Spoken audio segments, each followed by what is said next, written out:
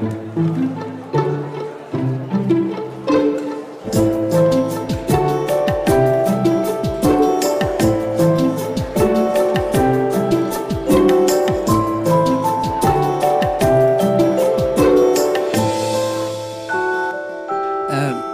à moins 15 ans.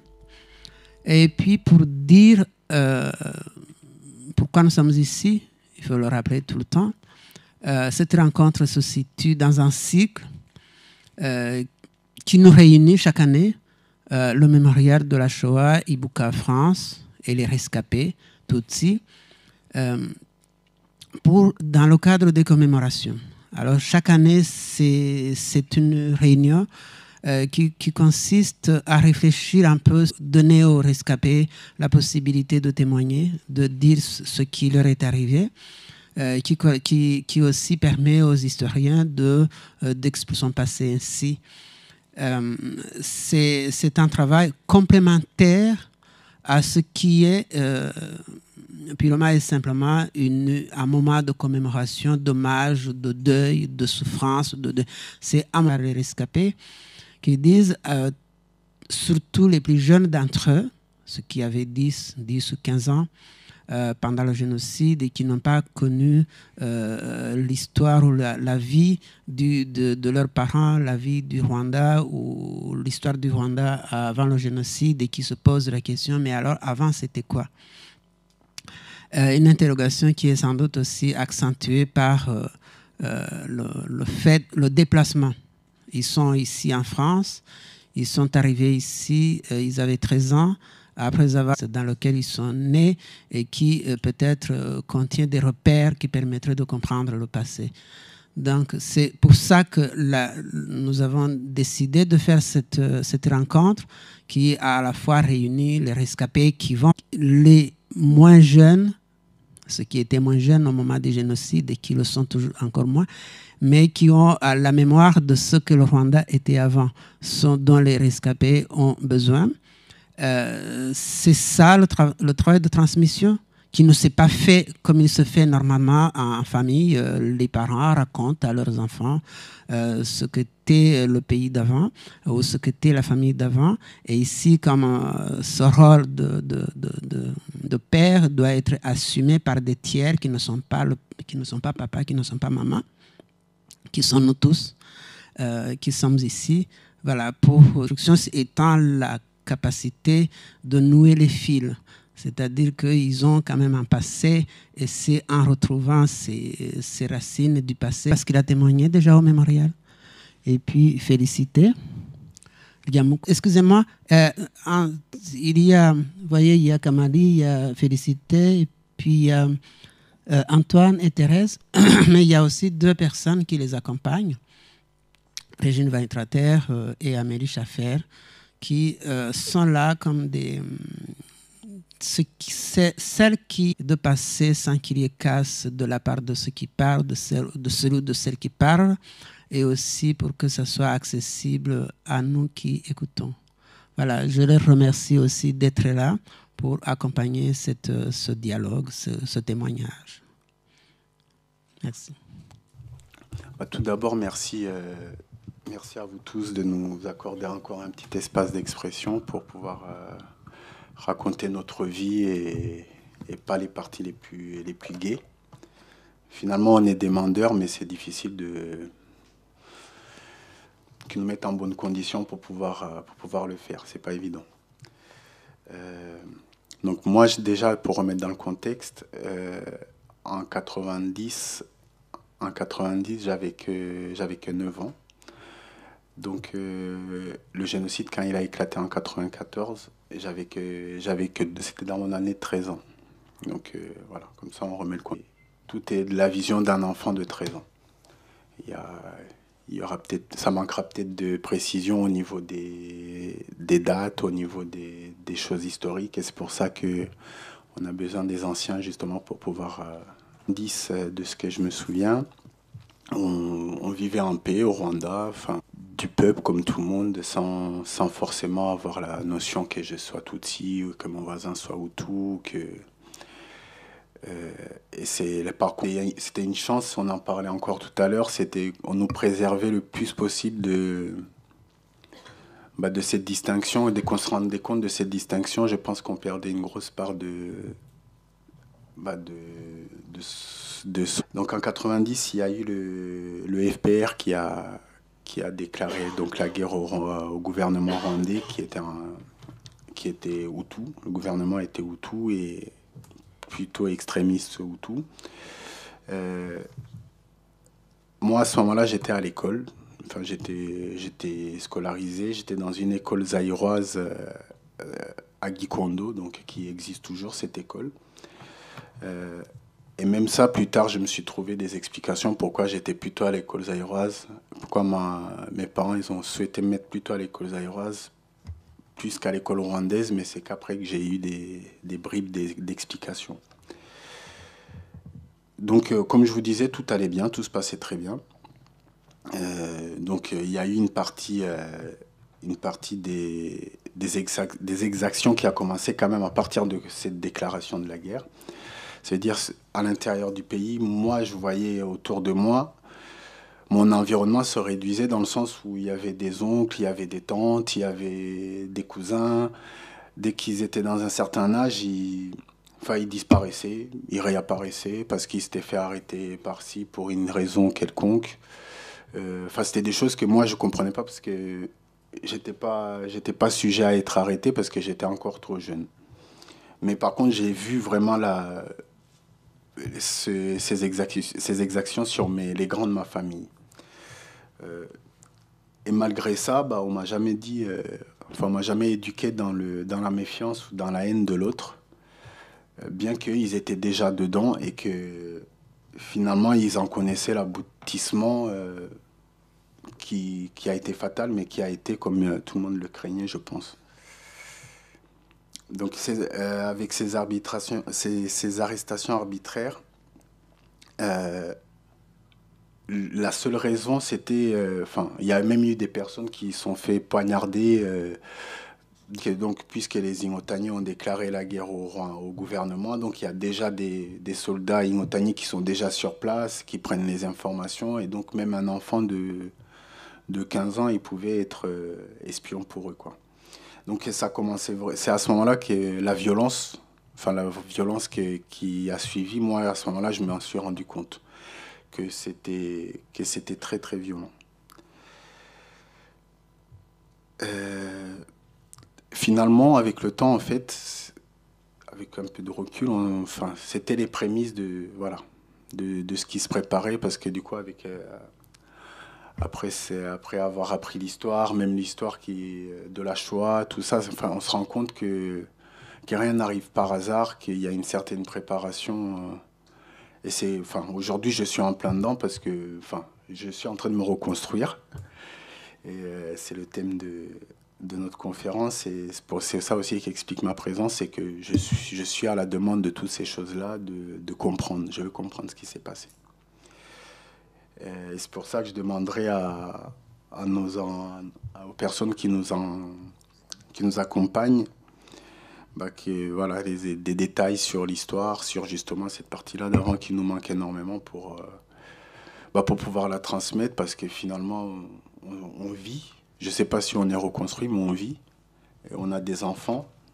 Et donc, qu'est-ce qu'on leur dit à ces enfants? Qu'est-ce qu'on leur transmet exactement? De 90, tout le monde a commencé vraiment à sentir une certaine pression. Et elle a fui le pays à ce moment-là. Elle a quitté Kigali, elle est venue en Belgique. Parce qu'au début, c'était des personnes qu'on n'a jamais revues et ceux-là, ils ne font pas partie des victimes du génocide. Et pourtant, c'est quand même la même idéologie qui les a. Moi, dès 90, j'ai arrêté d'aller à l'école zaïroise qui était à Gikondo. Donc, on m'a mis dans une école plus près, une école rwandaise. Donc, j'ai commencé à apprendre le Kinyarwanda à ce moment-là parce que je ne le connaissais pas à l'écrit et français. Et non pas, enfin, le Kinyarwanda, c'était interdit à l'école. Et, euh, et donc, à ce moment-là, le pays, il était animé enfin, tout, il y avait une mobilisation du peuple, peut-être que tout le monde avait une idéologie politique. C'est-à-dire il fallait qu'on en ait une, de toute façon. Euh, Extrême ou pas extrême, mais en tout cas, j'ai vu les gens, donc, enfin, ils avaient tous leur tenue de... Donc il y avait les partis, c'est là qu'il y a eu le multipartisme, donc avec le MRND qu'on connaissait depuis toujours, qui était le parti du président, donc qui était au pouvoir.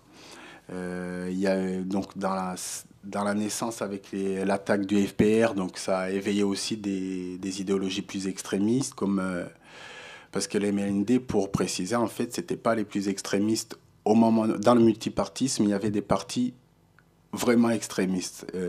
Exemple du CDR. Donc le CDR, c'était un parti du nord du Rwanda, donc de Ruhengeri, et c'était vraiment les extrémistes qui voulaient arriver à cette solution finale déjà depuis toutes les massacres qu'il y a pu y avoir dans l'histoire. Et donc ce parti-là, il s'est jamais caché, il s'est toujours dit c'est Hutu Power. Et si on est ennemis en fait, et que donc finalement ils étaient beaucoup plus extrémistes que les MND qui était un parti du peuple. Donc ils faisaient des meetings à longueur de journée, donc pour pouvoir se retrouver, danser, chanter. Et je pense que ça a été un attrape-nigo et un piège pour le peuple. Enfin, c'est lui qui a été le plus impliqué dans ce génocide-là. Parce que enfin, c'était amical, quoi. C'était la fête, tu mangeais, tu buvais, enfin, tu... Voilà, donc il y a des personnes qui ont été d'abord, je pense, sans aucune une idée mauvaise, mais qu'à la fin, en fait, ils se sont fait embrigader et qu'eux-mêmes, ils ont fini par diffuser cette idée et ce qui a amené à ce génocide. Donc moi, j'ai assisté, parce que je marchais énormément, j'ai assisté à plein de meetings de tous les partis possibles parce que ça se passait dans les terrains de foot, dans les stades. Enfin, c'était vraiment des événements ouverts. Donc, j'ai écouté ce qu'ils disaient, mais je comprenais pas quoi. Quand il est impressionnant quoi de dire que si tu n'aimes pas mon parti, c'est que tu mérites de mourir. Enfin, un raccourci aussi bref, et ça ouvertement dit.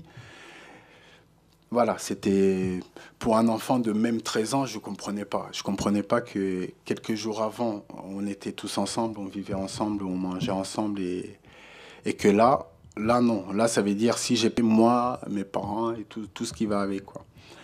Et là, je me suis encore plus rendu compte de la réalité entre guillemets. J'étais en train de m'éveiller quoi. C'est que sinon, avant ça, c'était une enfance plutôt heureuse, qui n'avait jamais eu de problème. Donc, c'est à ce moment-là que j'ai commencé à à voir le mauvais côté des choses. Euh, et c'est d'ailleurs à ce moment-là que j'ai pris conscience d'être Tutsi. Bizarrement, il n'y avait rien qui me... Ni à la maison, enfin, il n'y avait rien de spécial par rapport à chez un autre. Mais par contre, il a fallu que ma grand-mère, du coup, avec qui j'étais à ce moment-là, m'explique clairement que là, il y avait un enjeu autre que le fait de jouer aux billes avec les copains et qu'il fallait pas que je mange n'importe où parce que même les empoisonnements, ça pouvait se faire à ce moment-là. Donc, enfin, elle a dû m'éveiller, quoi. Elle a dû m'éveiller et je la remercie parce qu'aujourd'hui, si je suis là à vous parler encore, je pense que c'est en grosse partie grâce à elle. Ensuite, donc, commençait à gagner de plus en plus de parties du pays. Et l'idéologie à l'intérieur, elle était de plus en plus extrémiste parce que du coup, elle était justifiée presque. Parce que ils disaient, bah regardez, ils nous ont attaqués et en plus, ils gagnent. Et en plus, il y a des familles du coup qui fuyaient les territoires eux, ils avaient sous le contrôle. Et donc, il y avait une idéologie dans Kigali, avant même que le génocide éclate, il y avait beaucoup de réfugiés qui étaient venus de toutes les provinces du Rwanda. Et et ils diffusaient l'idéologie comme quoi le FPR, donc les Imotani, donc les Tutsis, ils tuaient tout le monde sur leur passage. Ils brûlaient et en plus, il y en a certains qui les mangeaient. Enfin, Et bizarrement, ça a quand même fait son travail parce que les gens, ils avaient vraiment peur de voir le premier soldat du FP tué. Enfin, c'était vraiment un truc, c'était quelque chose de particulier. Ils ont rendu animal, quoi. Il fallait qu'on ait peur du Tutsi comme on peut avoir peur de. D'ailleurs, il faut voir les synonymes qu'on utilisait pour nous qualifier. C'était. euh, Donc au bout d'un moment, donc je peux pas vous donner les dates, il y a des personnes qui vont les donner plus précisément, mais il y a eu donc ce qu'on a appelé les accords d'Arusha. Euh, les accords d'Arusha qui permettaient à une partie du FPR de rentrer sur le territoire rwandais, donc dans Kigali, mais sous condition qu'ils ne soient pas armés et puis pas les femmes. Puis je me rappelle parce que j'y étais avec mon vélo. Tous mes oncles, mes tantes, tout le monde est descendu. On a été chez les attendre à un endroit qu'on appelle Nyabugogo. C'est là qu'il y a les taxis qui partent partout en province.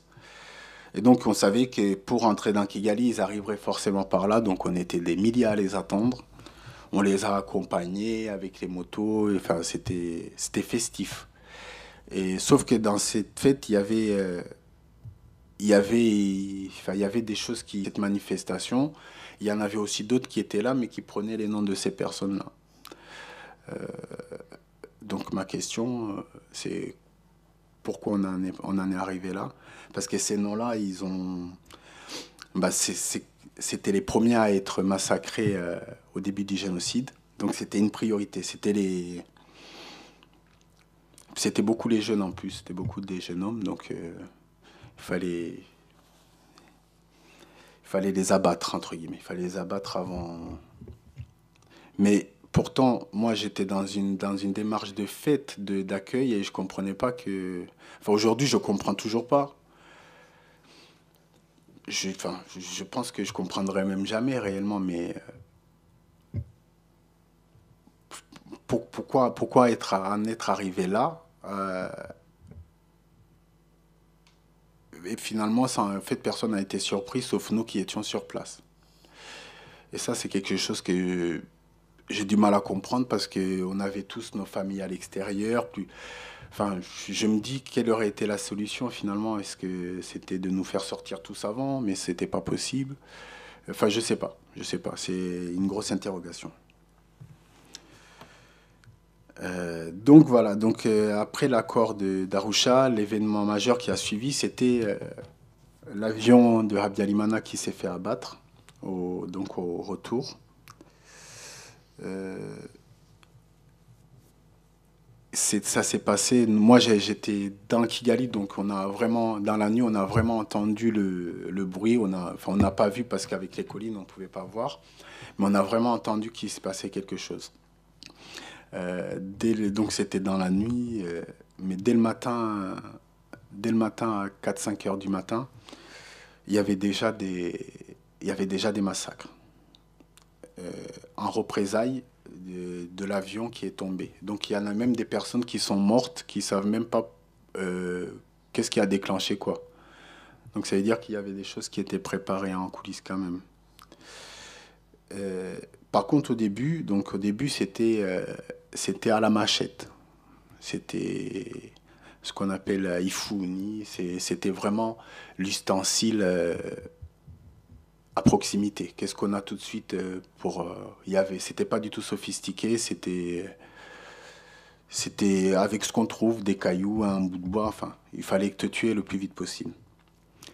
Donc moi j'habitais dans Kigali sur une colline qui a une histoire particulière dans le temps parce que du coup je me suis renseigné pour comprendre qu'est-ce que moi je faisais sur cette colline en fait. Et, et c'est une colline où il y avait des Tutsis qui habitaient, très peu, mais il y en avait. Et ceux qui habitaient, ils étaient vraiment, enfin, soit ils faisaient partie de la famille. On était tous, on n'avait pas d'animosité autant qu'il pouvait y avoir dans d'autres secteurs. Euh, Ce qui fait que quand ces massacres-là, ils ont commencé, tous les hommes du quartier, donc Hutu et Tutsi, ont fait, à la commémoration de cette année, on a fait un petit débat sur des mots et il y a un mot qui est sorti, c'était Irondo, qui m'a beaucoup parlé et du coup ces jeunes-là qui étaient en force de se défendre, les parents, enfin tout le monde qui était vrai, ils montaient, on avait, même moi j'amenais de l'eau, enfin je me rendais utile comme je pouvais, mais on se mettait le soir, les barrières elles étaient gardées pour ne pas qu'il y ait d'intrus au quartier qui viennent pour faire des massacres. Et ça a duré quelques temps. Ça a duré peut-être 2 semaines. C'est-à-dire, on voyait à Kimisaga, là, c'est à la colline d'en face, la colline, elle était en feu. On voyait à côté, enfin, tout brûlé. Et à Sektelia, à Rafi, il n'y avait rien. Il n'y avait rien parce que les gens, ils étaient encore unis. Jusqu'au jour, j'ai pas la date non plus, malheureusement, euh, où il y a un camion donc de GP qui rentrait du travail, comme il disait, donc qui rentrait des massacres, qui s'est arrêté à Kimisagara. Il y a un terrain de foot quand tu te rapproches de chez nous comme ça, et du coup ils sont venus se sont garés là avec leurs armes lourdes. Et en fait, ils ont annoncé que certes, vous pouvez résister, vous pouvez faire ce que vous voulez, mais c'était vrai. Donc les personnes en face, elles avaient les épées traditionnelles rwandais, on avait des bâtons, il y avait... Et donc quand la personne elle venait nous attaquer avec ça, enfin elle venait les attaquer parce que moi à ce moment-là, moi je me défendais pas, mais il y avait de l'arme lourde du calibre destiné à abattre un avion, bah n'importe qui rentre chez lui, quoi, il prie. Et à partir de ce moment-là, donc ils l'ont de chez nous, ça s'est terminé. Euh, Il y a quelques-uns quand même qui étaient encore plus déterminés, qui sont restés sur ces barrières-là. Bah, c'est les premières personnes qui ont été tuées.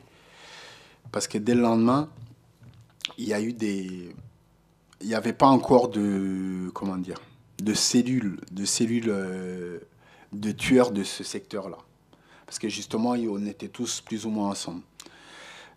Par contre, dans ce cas-là, ils prenaient la cellule de la colline d'à côté, et puis c'est eux qui venaient.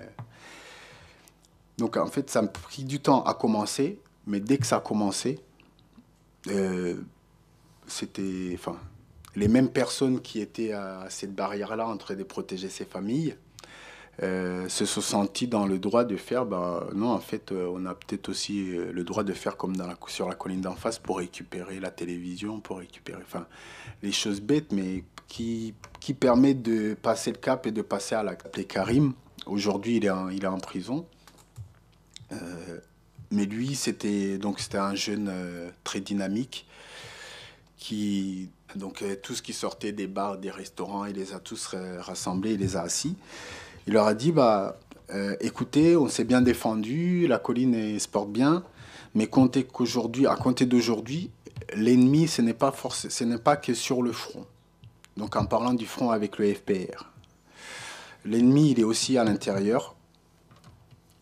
Et c'est donc, tout comme je vous disais tout à l'heure, c'est tout ce qui s'assimile de près ou de loin à un espion d'Imotani. Donc, tout ce qui est Tutsi, clairement. Et à ce moment-là, donc, il y a dû y avoir des échanges que moi, j'ai pas vus, mais en tout cas, lui, dès le lendemain, il était armé d'un Uzi, quoi. Ça veut dire, avant, c'était les machettes. Euh, et donc, il fallait faire preuve de courage avec la machette pour qu'on puisse nous donner le droit d'aller plus vite en nous donnant des armes. Et ça, c'est quelque chose que j'ai vu enfin, c'était une récompense. Il fallait tuer au moins 5 personnes et on te donnait une Kalachnikov. Et puis après, plus loin, tu avais enfin, c'était terrible. Donc, à compter de ce jour-là, tous les Tutsis, toutes les familles Tutsis, on était reclus chez nous. Donc reclus, ça veut dire pour ceux qui n'avaient pas d'eau potable, donc il n'y avait pas d'eau, pas de course, enfin tout ce qui peut découler on était comme assiégés, mais on n'a pas de solution parce que du coup, il y a les barrages qui se mettent en place. On ne peut pas fuir la colline. On ne peut pas rester sur place parce qu'on sait très bien que tôt ou tard, on va venir nous tuer. Après, la question, c'est comment est-ce qu'on va se faire tuer à la machette ou est-ce qu'on va avoir la chance de se faire tuer à coup de fusil. Merci.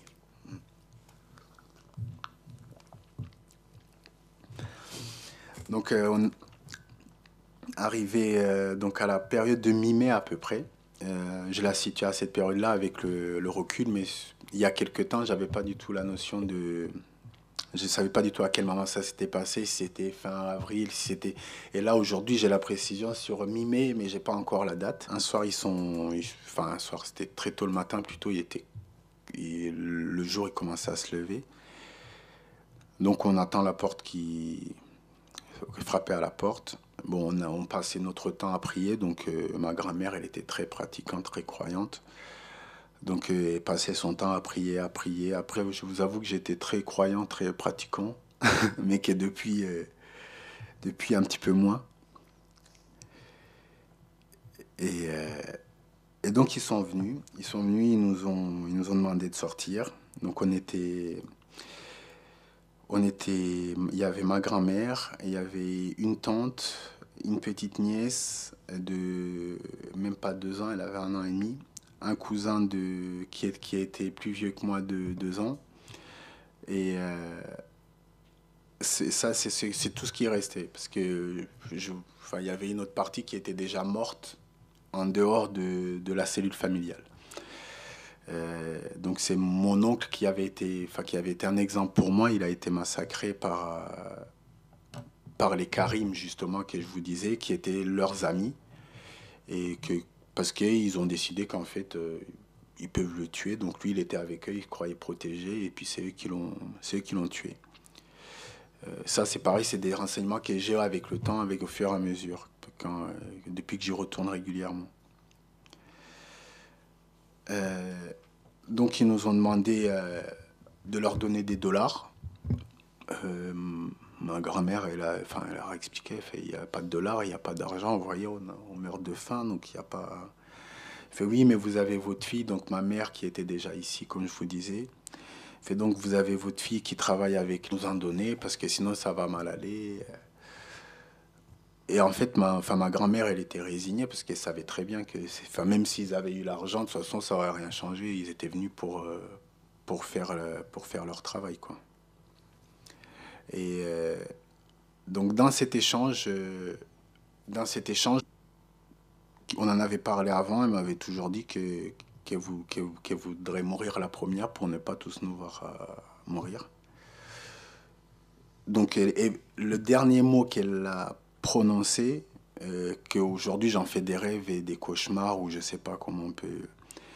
Mais elle a dit Mutujijiki. En français, ça veut dire quelle raison? Parce qu'elle avait compris qu'est-ce qui allait arriver, mais même elle qui était âgée de presque 60 ans, elle n'avait pas cette raison. Et moi, aujourd'hui, du haut de mes 30, à ce moment-là, c'est là qu'ils l'ont tiré dessus. Donc, elle est tombée. Alors, bizarrement, ils ont tiré par ordre chronologique de naissance. Donc, c'était vraiment du plus vieux au plus jeune. Donc, moi, étant l'avant-dernier dans, ce, dans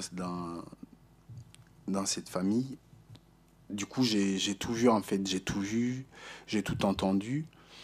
Et donc moi, il est arrivé à moi, donc ils m'ont tiré dessus. Je suis tombé comme mort parce que, enfin, j'ai pas fait exprès. Je suis vraiment tombé inconscient. Et après derrière, donc j'ai repris conscience grâce au coup de feu suivant en fait, qui était destiné à ma petite nièce d'1 an et demi. Et c'est là que je suis revenu à moi et bizarrement, je suis pas revenu à moi agité. Je suis revenu à moi, enfin, en faisant le mort quoi. Et c'est ça qui m'a sauvé parce que sinon ils allaient finir ce qu'ils avaient commencé. Et à partir de ce moment-là, donc j'ai attendu quelques heures, le temps qu'il fasse un peu plus jour. Donc je voyais tout le monde était décédé à côté de moi. Moi j'étais en sang, j'avais donc une, J'avais une balle dans la jambe, donc qui avait servi à tuer un de mes cousins, du coup qui avait transpercé, qui a fini dans mon corps. Euh, et donc des plaies qui étaient, enfin, j'étais blessé de partout.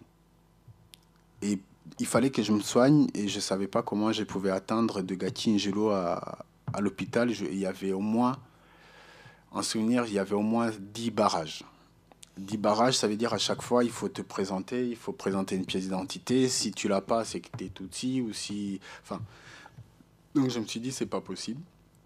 Donc je me suis caché dans les rigoles, mais vu que c'était une colline, donc j'ai remonté la colline par les ruisseaux en fait, par les ruisseaux en me cachant jusqu'à jusqu'à la route principale, là, dès que de sortir et d'inventer une histoire. Donc il a fallu que j'ai à chaque barrage, j'inventais une histoire qui avait strictement rien à voir avec la précédente. Euh, j'ai donc assez de mortiers qui venaient du front et qui atterrissaient dans Kigali.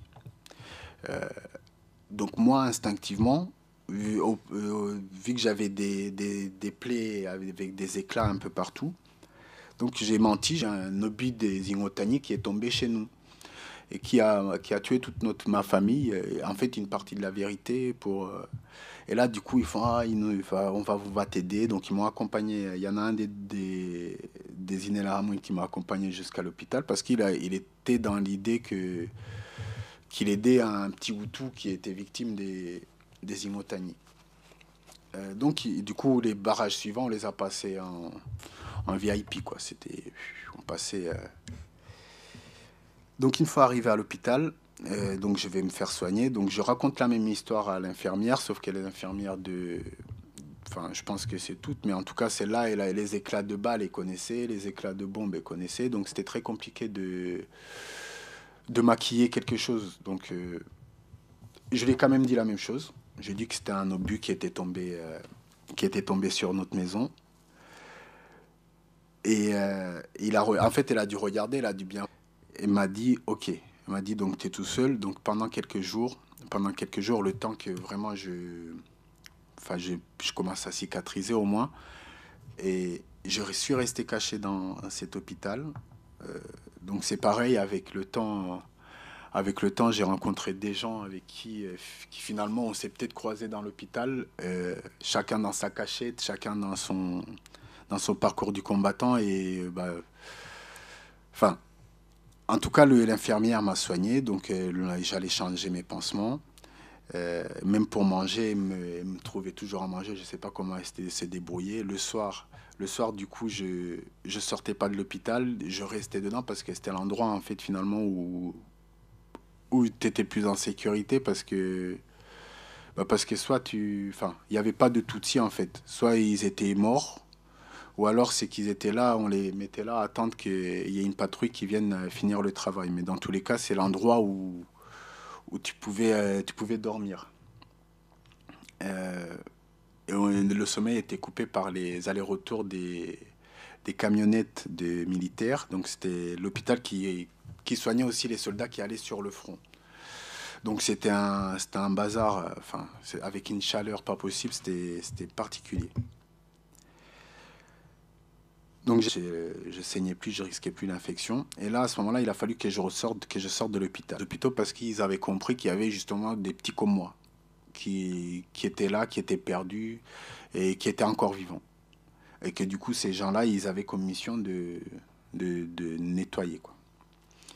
Donc j'ai compris que voilà, que j'étais plus aussi en sécurité que je pouvais l'espérer il y a quelques temps. Donc je suis sorti de l'hôpital, mais là j'atterris à Gati-Ngelo à ce moment-là de cette période-là. C'était, enfin le marché il fonctionnait normalement.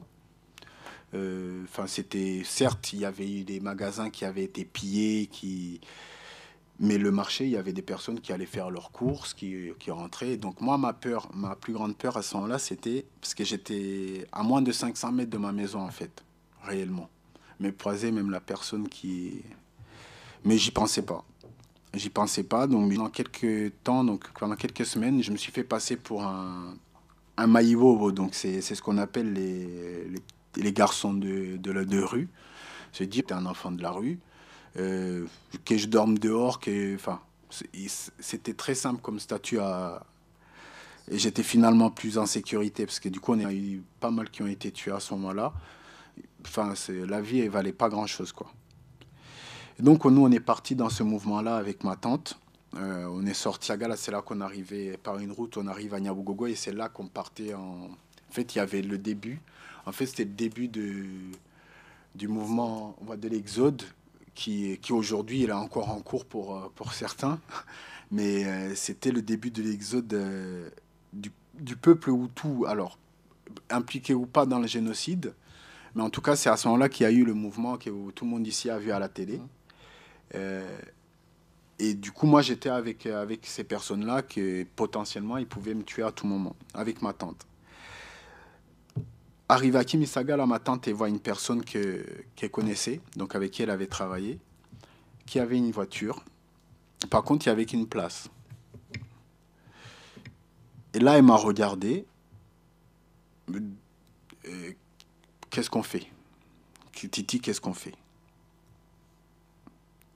Et moi, dans ma tête, je me suis dit, moi, je n'ai pas peur. Enfin, je n'avais plus peur. C'était plus de la peur, c'était quoi. Donc, et je me disais aussi que si j'avais survécu tout ce temps-là, c'est parce que j'étais seul.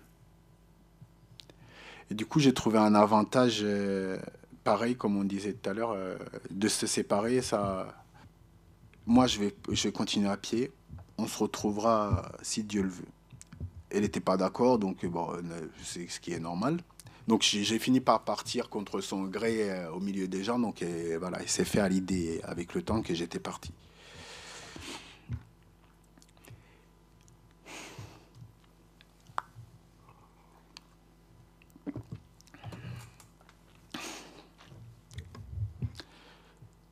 Donc, donc j'ai commencé à traverser le pays à ce moment-là.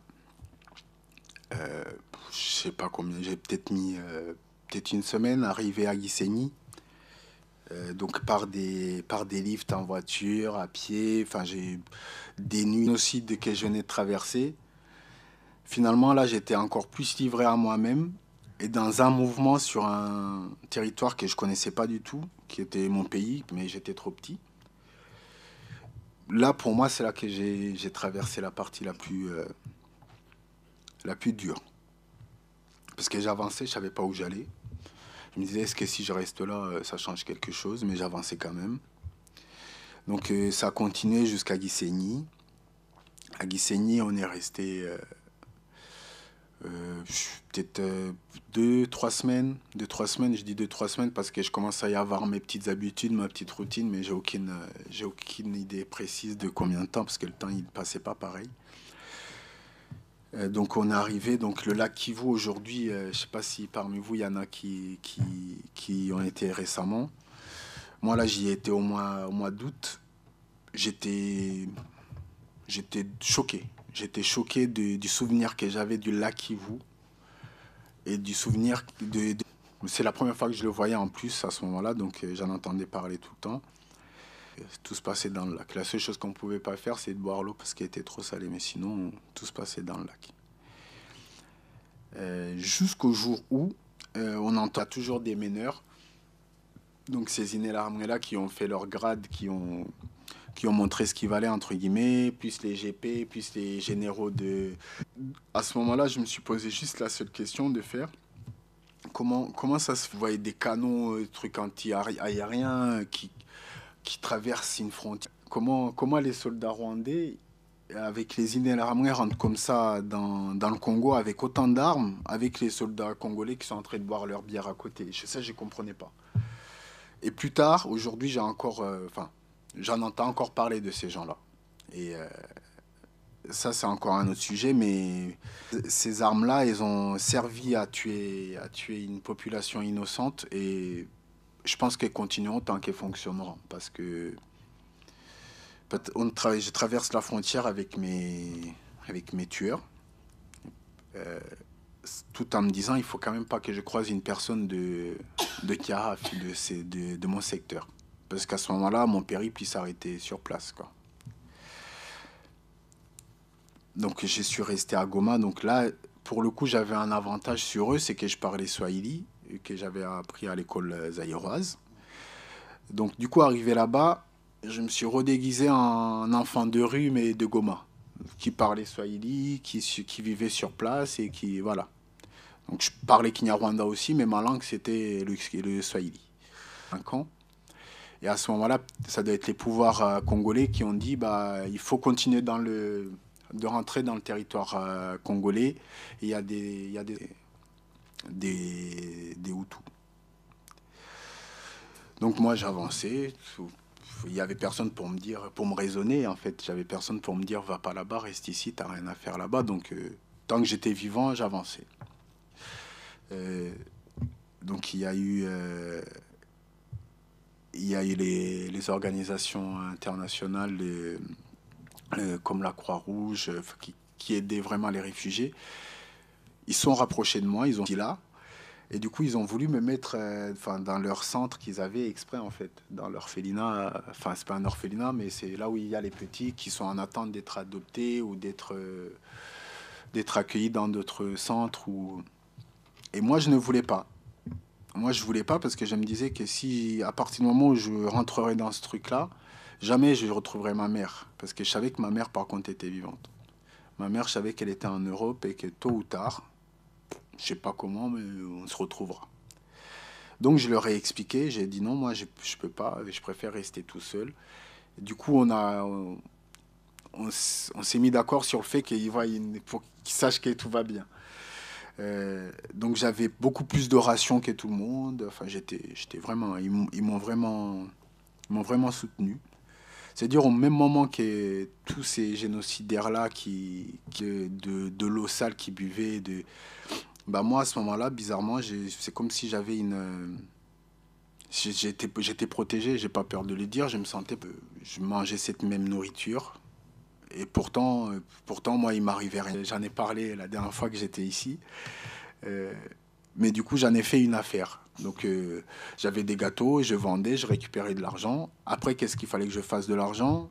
Une fois de plus été voir l'habitant et j'ai demandé si je pouvais couper sa canne à sucre pour l'amener sur le camp. Parce que je savais qu'on mourrait de soif et de faim. Il m'a dit, bah, vu que ça pousse comme des mauvaises herbes, tu te sers, il n'y a pas de problème. Donc enfin, j'ai commencé à faire ça, donc une grosse occupation. Et ça durait peut-être un mois et demi, jusqu'au moment où, Alain, avec toute la famille qui avait été tuée, donc sous prétexte que c'était des Tutsis encore, que, bon, après, on va savoir. Mais en tout cas, il y avait des morts tous les jours dans le camp. Soit par le choléra, soit par une balle perdue. Je pense que l'endroit où j'ai vu le plus de morts dans ma vie, c'est ni pendant le génocide, ni pendant la traversée. C'est sur les camps. C'est sur les camps, c'est devenu un. Enfin, c'était la mort. Enfin, c'est très particulier. Finir par croiser une des personnes de mon secteur. Ce qui n'a pas tardé, donc j'ai fini par croiser un des gars, un des meneurs de. Et là, compter de ce moment-là, mon instinct de survie que j'étais en train de développer depuis un moment, il m'a dit c'est tout de suite tu pars. C'est pas demain, c'est 5 heures du matin.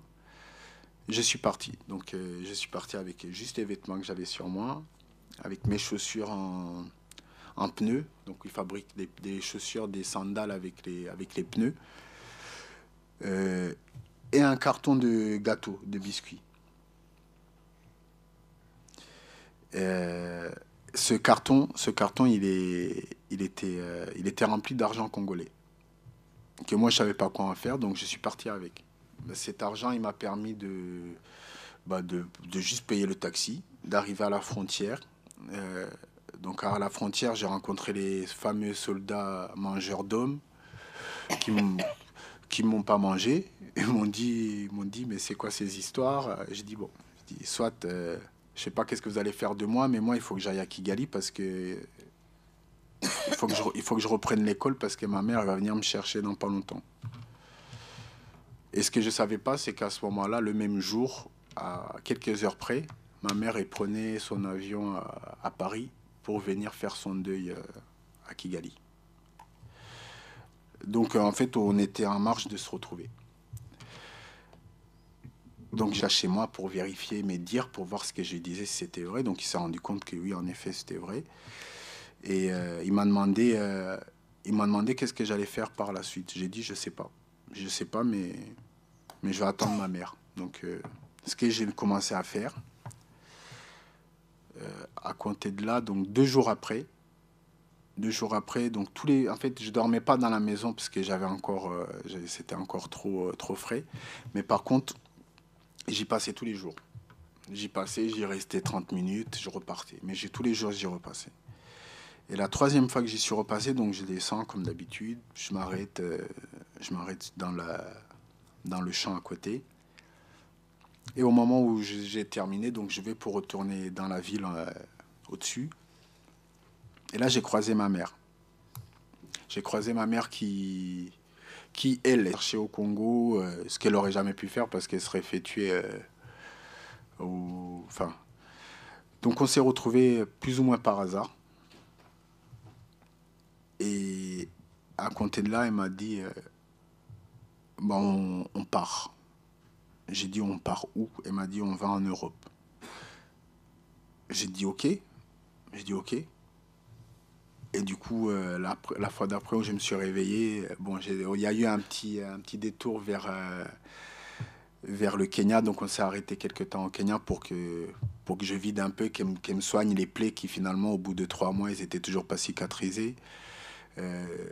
Et donc il fallait un petit moment pour 8 jours après, j'avais mon anniversaire de 13 ans. Donc c'était terrible. Mais en tout cas, depuis on parle de toutes ces choses-là et essaie de transmettre autre chose à nos enfants. Ah, merci de m'avoir écouté.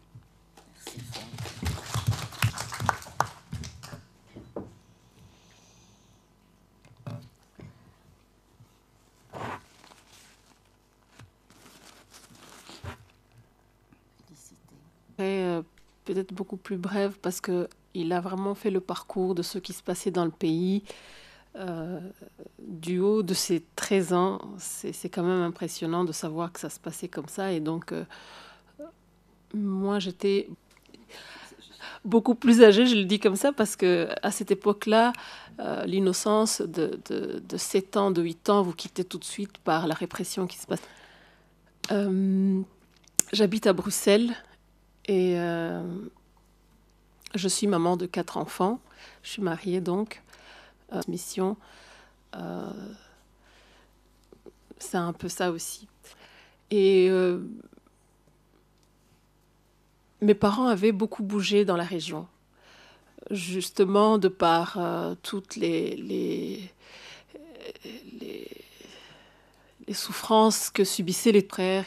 L'aîné était né au Burundi, et puis un autre. Ils vont se décider de retourner habiter au Rwanda, et ils s'installent dans une région de Gisenyi, dans le nord. D'ailleurs, c'est curieux, tout à l'heure, en parlant avec Franck, je lui ai dit que j'ai mis mes pieds à Kigali pour la première fois après le génocide. Je ne connaissais pas Kigali, on habitait dans le nord. Et j'étais toute jeune, j'étais déjà à l'école primaire. Et donc, elle va tout de suite travailler là, au petit dispensaire de la région, d'ailleurs le seul. Et mon père retrouve ses marques parce qu'il a étudié dans ce séminaire. Je crois qu'il y a déjà enseigné déjà avant. C'est une région que lui connaît très bien. Et nous sommes donc obligés de nous adapter, de nous mettre au Kinyarwanda et de grandir dans cette région, ce que nous faisons bien d'ailleurs parce qu'on avait déjà cet élan de bouger dans le pays. Et la première fois que moi j'apprends que je suis Tutsi, c'est à l'école. Parce qu'en classe, on fait lever les uns et les autres et c'est ce jour-là. Moi, je ne sais pas exactement ce que je suis. Et je me lève parmi les Hutus. Et comme j'aime bien le raconter, on m'assène un coup sur la tête et je m'assieds parce que c'est maison. Mon grand frère, juste avant moi, s'était paré dans sa classe. on demande aux parents le soir, est-ce que nous sommes Tutsis ou Hutus? Qu'est-ce qu'il faut savoir? Et donc finalement, nous savons très bien que nous sommes Tutsis. Mes parents sont très gênés. Mon père est très gêné parce que voilà, c'est quand même des questions auxquelles ils doivent répondre mais les choses vont aller très très vite. Et donc, comme Franck dit, en 90, quand le FPR fait sa première attaque, on savait plus ou moins les choses vont bouger dans le pays. C'était une sorte d'euphorie, même parmi nous, jeunes enfants. On allumait on va mettre fin à cette répression, que finalement le pays va être libéré. Et donc on a commencé à être des petits politiciens. Je me souviens qu'on achetait les journaux et mes parents étaient tellement fâchés de nous voir presque distraits, nous renseigner sur tout ce qui se passait. Un des voisins d'en face est passé à la maison avertir mon père en lui disant faites tout pour ne pas rester dans la maison parce que ce soir ils vont vous attaquer. Nous allons vous attaquer, en fait. Il ne se soustrait pas, mais quand même, il fait signe. Mais on ne savait pas un peu sur tous les coins de rue. Donc, on était obligé quand même de rester à la maison. Le soir, parce qu'on ne savait pas sortir, on est resté là. Et finalement, ils ont essayé de pousser la porte. Bon, ils sont partis. Et le lendemain matin, nous avons quitté nos maisons et nous nous sommes réfugiés au petit séminaire qui était à 200 mètres de la maison où mon père enseignait. Et nous n'étions pas les seuls à être attaqués ce soir-là. C'était plusieurs familles Tutsis de toute la région de Nyundo. Ils ont pillé. Et donc, nous sommes restés réfugiés dans ce petit séminaire pendant... Parlons de reconstruction, ce qui est affolant dans nos questions que nous posons et que peut-être nos aînés peuvent éclaircir pour nous, c'est que le lendemain de cette attaque, je me souviens, mon père... Et en sachant que c'était soigner quand même les personnes qui faisaient partie de ceux qui nous ont attaqués. Et donc ça allait très vite, on avait un qu'on nous avait tout pillé, mais la vie a continué. Les professeurs, quand je suis en secondaire, donc déjà en 80, presque tous les professeurs font partie de ce parti CDR, donc les radicaux, les Hutus qui ne veulent pas une possible composition du gouvernement avec le FPR, les Hutus qui, eux, c'est des intransigeants. Les Tutsis doivent mourir et c'est comme... Le directeur est l'un des années 92, je suis à l'école l'après-midi, on nous sort de classe. Et il nous amène devant le portail de l'école d'infirmière. Et là, on se retrouve, ce n'est pas toutes les élèves, nous sommes quelques, on se regarde, on a compris que ce sont les Tutsis, et qui ont été découpés à la machette, il y en a qui agonisent. Et nous, on les reconnaît par leur... Et nous sommes catastrophés, c'est l'horreur. Et puis nous retournons en classe. Un étudiant comme vous, à Gisenyi, il peut se permettre de vous tuer et vous n'avez rien à dire. Et dans l'internat, ça se passe très mal parce que moi, je rentrais chez ma tante. Je faisais 2 kilomètres à pied le matin et le soir en traversant les rues de ce Gisenyi qui est infesté de beaucoup de Tutsis qui ne savaient pas que dans cette région habitaient encore des Tutsis, mais il y en avait quand même. Et tous les jours, on apprend presque, ce que moi j'appelle, c'est vraiment être en apnée. Vous finissez par vous habituer tellement et je ne sais pas ce qu'il faut faire. Je ne sais pas si je dois retourner à l'école le lendemain. Un bus. Et c'était à 13 kilomètres de là où ce qui s'est passé. Je suis dans un état où je me dis, cette fois-ci, il y a ce qui risque de nous arriver. En fait, comme... les parents ne nous comprennent pas, est-ce qu'ils voient ça de la même façon que nous? Mais en même temps, étant parent aujourd'hui, je me dis, qu'est-ce qu'ils pouvaient faire d'autre? Enfin, voilà, c'est des questionnements pour lesquels nous n'avons pas encore de réponse, mais Je reste là, c'est parmi des choses que je devais quand même rester à la maison le week-end et ma mère me demande de ne pas le raconter à mes frères. Mais quand mon grand frère rentre, lui qui étudie au collège aussi, il me voit, il ne comprend pas pourquoi je suis rentrée un peu plus tôt. Et il voit très très bien qu'il y a quelque chose qui ne va pas et on s'entendait très bien. Et quand ils font ça en fait. Venu à Gisenyi et les choses allaient tellement très vite en vacances. C'est les vacances de Pâques, à part mon petit là. Et nous n'avons pas appris que l'avion avait été abattu.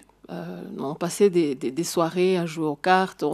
Mes parents d'ailleurs pas non plus, ou alors ils ont caché, ils ont rien dit.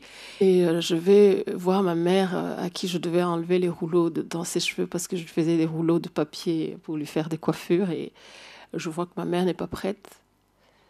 Et alors je lui pose la question, mais maman, tu vas pas travailler? Et elle me demande qui est dans la petite chambre juste à côté. Je réveille tout le monde et je vois très bien qu'il se passe quelque chose. Comme si nous savions ce qui allait nous arriver. Pourquoi? Parce que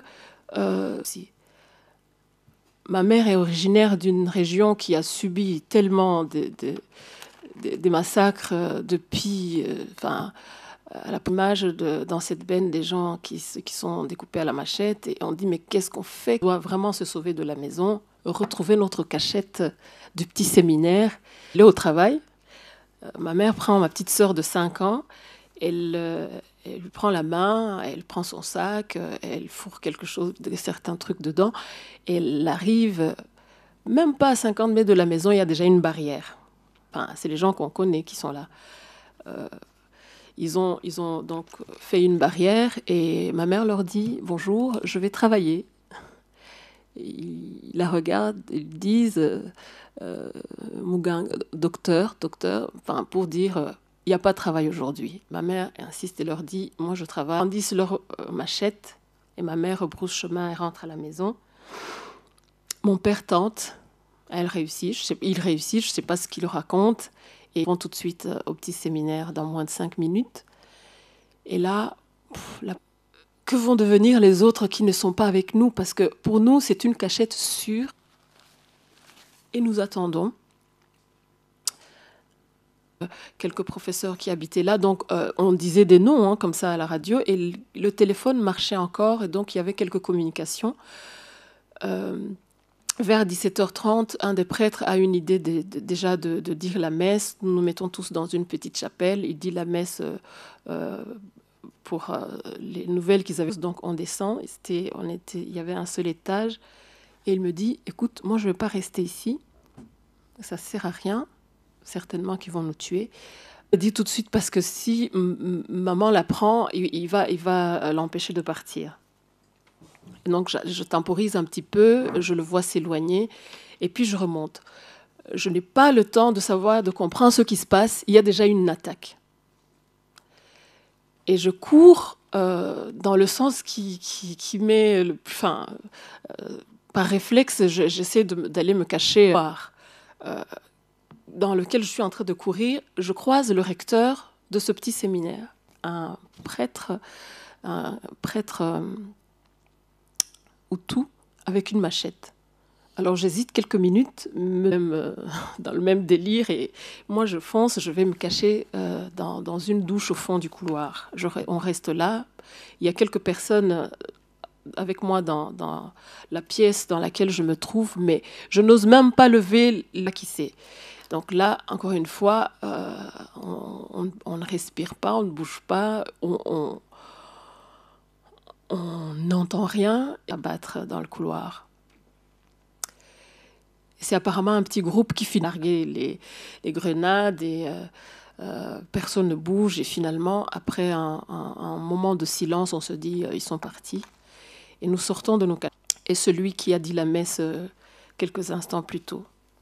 On se dit dans une chapelle qui était à l'étage, et donc dans cette chapelle on pouvait passer. Si vous n'habitez pas ce petit séminaire, vous ne sauriez pas que il y a tous dedans, les mamans et les enfants et les filles et quelques personnes, et les hommes restent à l'extérieur avec les prêtres en train de d'imaginer ce qu'il faut.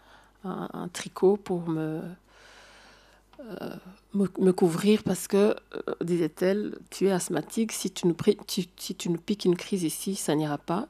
Et donc, elle est en train de faire un tour pour servir du lait. Quand tu auras pris un pull, donc je sors, je vais chercher un pull dans le bureau de mon père. Donc, on avait déjà eu l'habitude de garder quelques effets dans son bureau.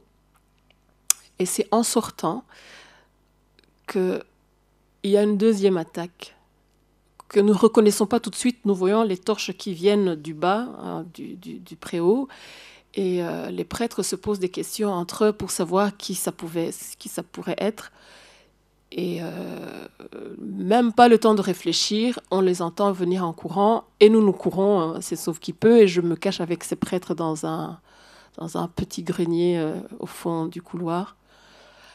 Et nous restons là, nous n'entendons pas grand-chose. Et seulement un coup de feu par-ci, par-là. Et nous sommes restés des heures dedans. Moi, j'avais presque tout le corps de ces prêtres sur moi. Je me disais que la mort pouvait ressembler à cela parce que j'avais le corps qui me faisait mal partout. Et à un certain moment, on entend une voix d'un prêtre qui vient, qui crie, qui nous dit de sortir, qu'il est avec des gendarmes qui vont nous évacuer. Et nous sortons de cette cachette. Heureusement, c'est vrai, c'est un prêtre qui est avec les gendarmes. Alors, il nous dit de faire vite, le plus vite qu'on peut, parce que ces gendarmes n'allaient pas attendre longtemps. Et donc, moi, je continue le chemin que j'avais quelques heures plus tôt d'aller dans le bureau de mon père. Je le trouve assis, heureusement, il était là, à fumer toutes les cigarettes qu'il avait. Et puis, ils me disent d'aller dire à tout le monde, ceux avec qui j'étais quelques heures plus tôt, qu'on n'a pas une minute à perdre, on n'a pas de choses à prendre, juste prendre les enfants et partir de là. Et donc, je retourne dans cette chapelle et tout le monde a été tué. Ils sont tous à terre. Ma mère, la première.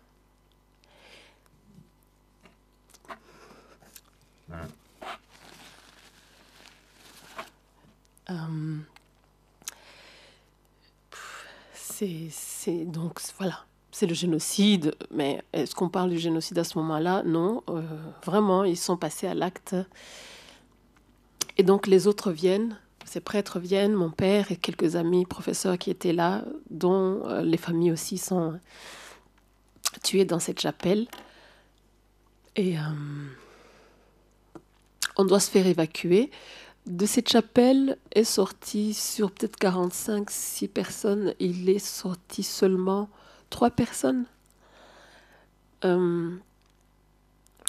Alors, il y a mon oncle, le seul homme qui était dans cette chapelle, donc le frère de ma maman, qui était professeur aussi à ce petit séminaire, qui, lui, c'était l'homme qui surveillait tout, qui organisait tout, et donc il était le seul qui était resté dans cette chapelle, et il lui avait coupé les bras et les membres, mais il était encore en vie, et il m'interpelle, et il me dit, il faut regarder derrière sa femme, il y a sa petite fille Yvette qui est probablement encore en vie.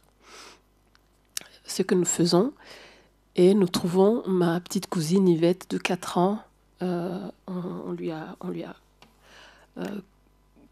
donné un coup de machette sur son bras, mais elle est en vie. Et d'ailleurs, à côté d'elle, il y a sa grande sœur de 8 ans qui est intacte, qui n'est pas blessée, à part qu'elle est couverte de sang.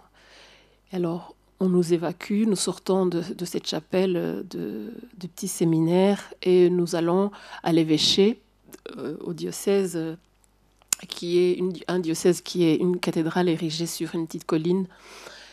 Et là, il y a plusieurs personnes qui se sont réfugiées là. Nous sommes plusieurs centaines de personnes et ça va très très vite. Et le lendemain, c'est reparti. Les attaques ont repris de plus belle.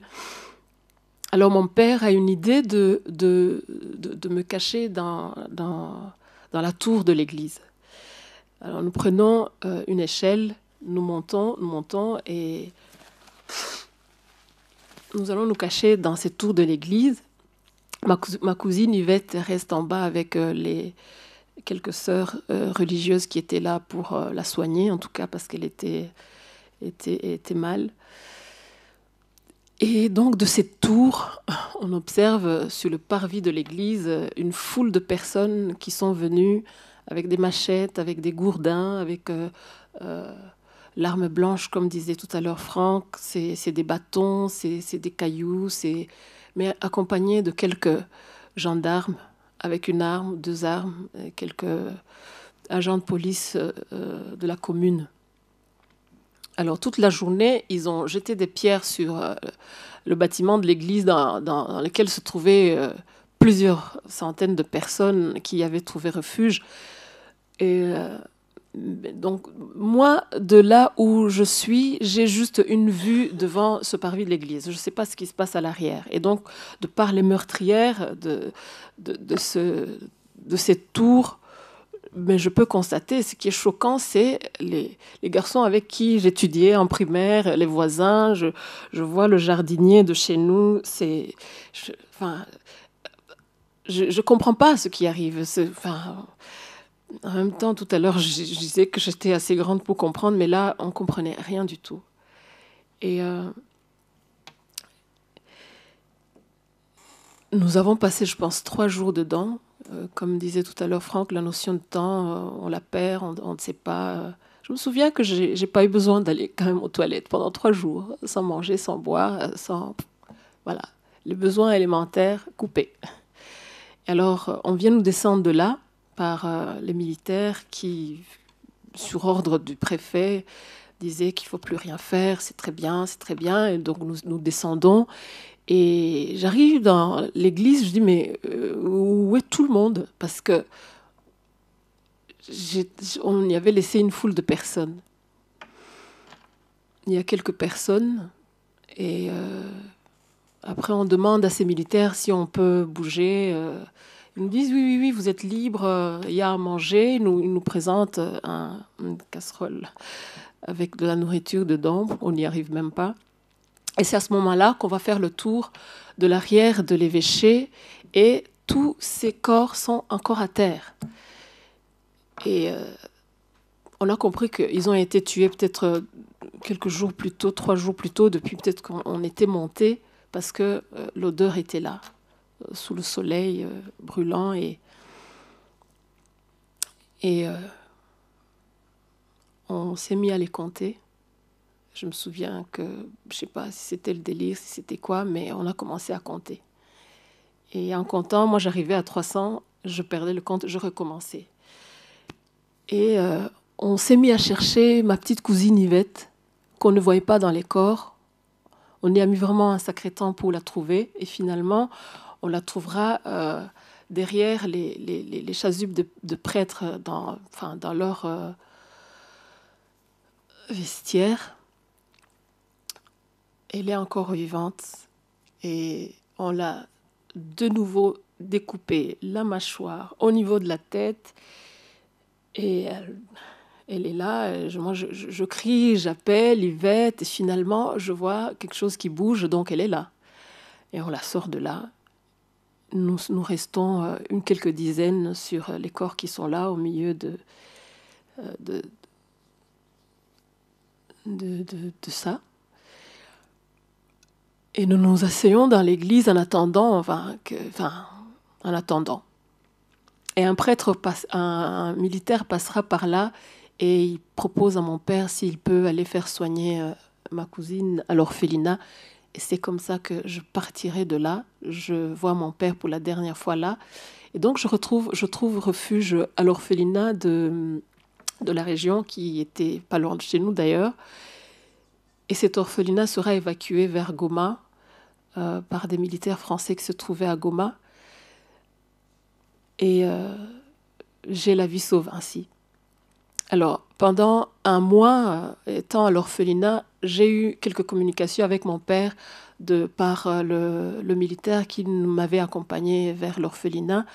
Et là, mon père m'écrivait des petites lettres pour ceux qu'il savait, ceux qu'il apprenait. Et il sera tué le 1er mai avec...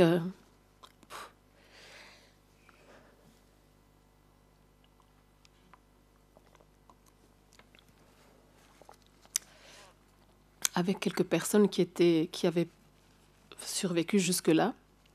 Mais le 1er mai, les appels de meurtre à la radio sont tels qu'il faut bien travailler.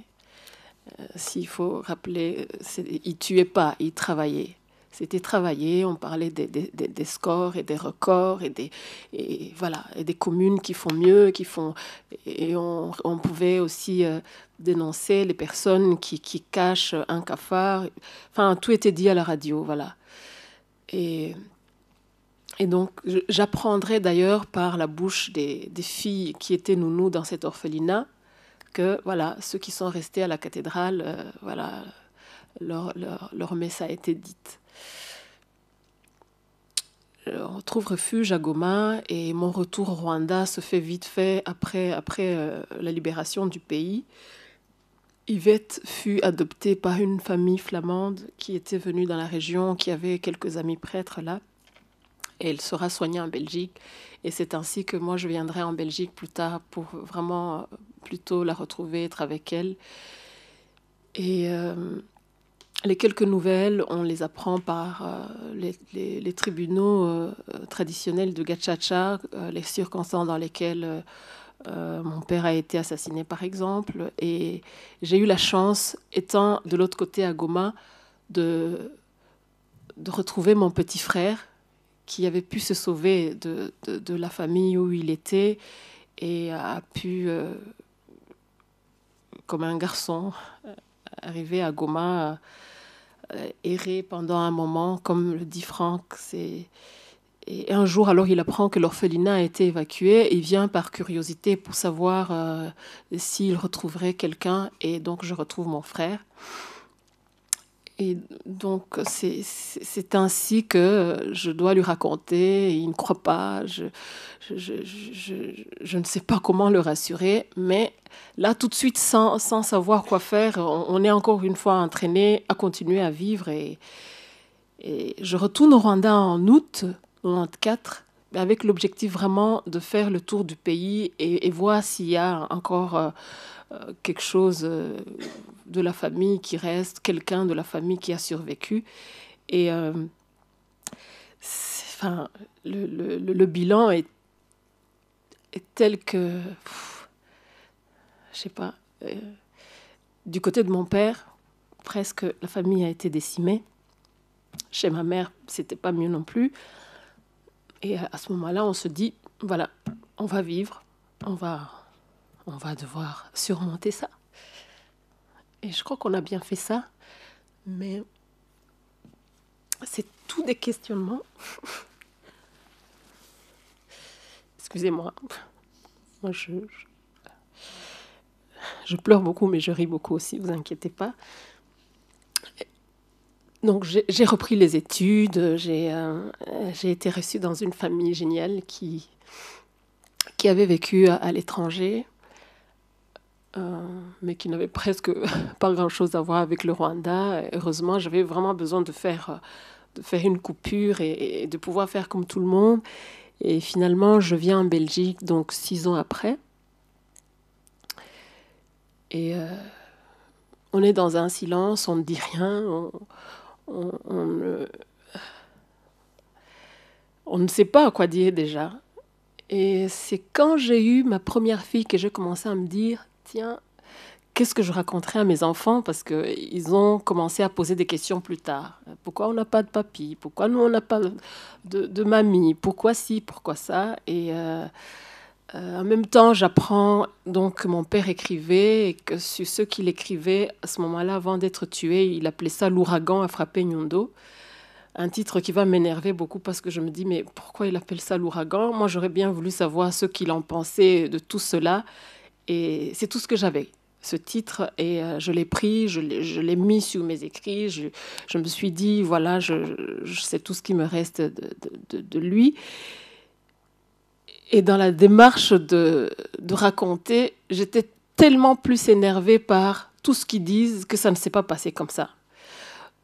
Tous ces Hutus qui rentrent, qui font comme si de rien n'était, comme si c'est quelque chose qu'on peut balayer d'une main, c'est un détail du passé, et on est obligé de vivre ensemble. Et donc j'ai eu plusieurs choses qui fait que je dois écrire. D'abord, que mon père voulait le faire, qu'il fallait absolument que je ne sois pas à l'âge que je le fasse.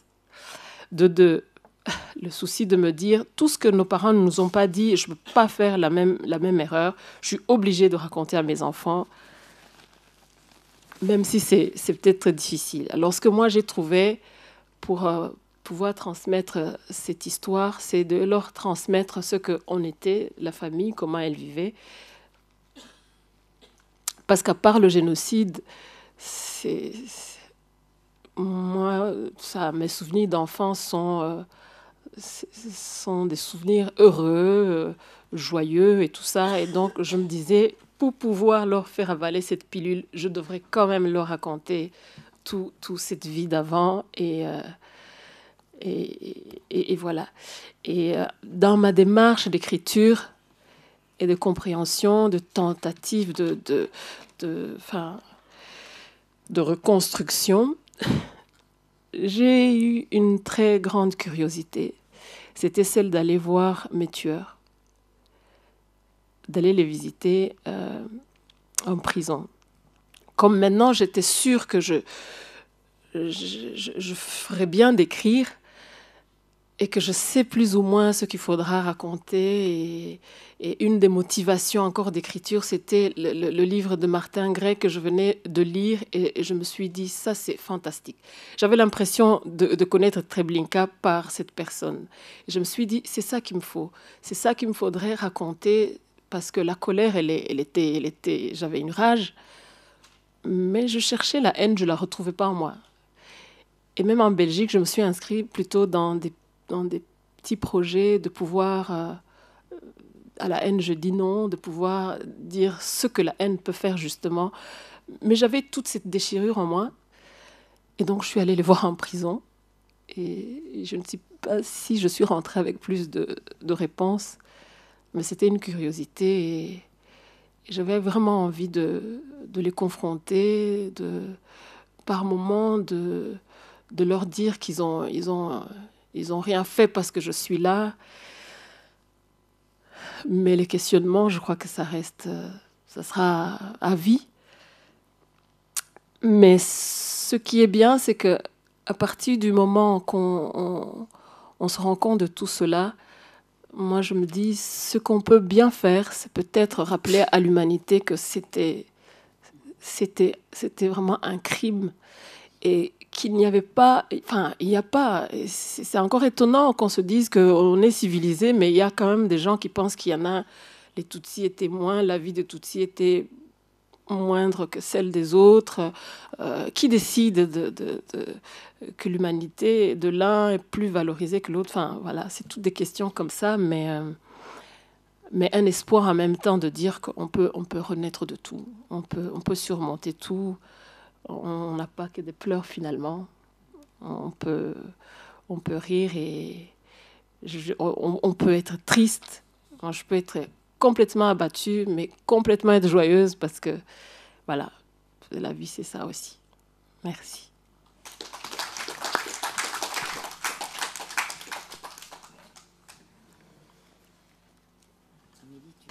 C'est très difficile de prendre la parole après des témoignages aussi forts.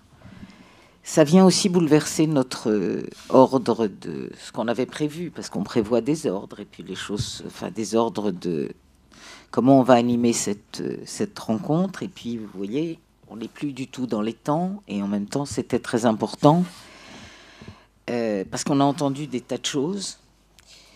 Je parle même pas. On a entendu en filigrane aussi toutes les questions que vous voulez poser aux aînés et toutes celles que vous vous posez. Ce qu'on a entendu, c'est que la transmission, c'est un processus obligatoire parce que les générations continuent. Vous êtes vous-même parents et vous êtes confrontés aux questions de vos enfants. Quoi dire? Comment dire? Alors certains disent, Franck dit, peut-être avec une certaine colère, moi j'entends, on nous a tellement protégés qu'on ne savait pas dans quel monde on vivait. Et tu dis, ma grand-mère m'a quand même... T'empêche pas d'être abasourdi, évidemment, devant ce que tu vois. Mais ce qu'on entend en filigrane, c'est qu'est-ce qu'on doit dire? Qu'est-ce qu'on nous a pas dit? Est-ce qu'ils auraient dû nous dire? Est-ce qu'ils auraient dû nous parler du Rwanda d'avant? Est-ce qu'ils auraient dû nous mettre en garde? Est-ce qu'ils ont fait comme ils ont pu en continuant la vie malgré les persécutions? Quand tu dis mes parents sont retournés au travail, mon père s'est habillé, s'est lavé, et ils sont allés au boulot le lendemain. Enfin, ils y allaient.